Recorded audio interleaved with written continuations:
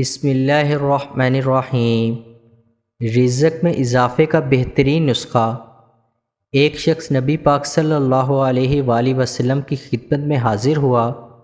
اس نے رزق کی تنگی اور فقر و فاقہ کی شکایت کی تو رسول اکرم نور مجسم صلی اللہ علیہ وآلہ وسلم نے ارشاد فرمایا، جب اپنے گھر میں داخل ہو تو السلام علیکم کہو، چاہے کوئی گھر میں ہو یا نہ ہو۔ پھر مجھ پر اس طرح سلام کرو، السلام علیکہ ایہا النبی ورحمۃ اللہ وبرکاتہ۔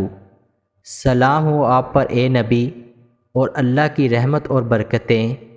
اس کے بعد ایک مرتبہ قل ھو اللہ احد سورۃ اخلاص پڑھا کرو۔ چنانچہ اس شخص نے ایسا ہی کیا تو اللہ تعالیٰ نے اس پر رزق کے دروازے کھول دیے، حتیٰ کہ اس کے ہمسایوں اور رشتہ داروں کو بھی اس رزق سے حصہ پہنچا۔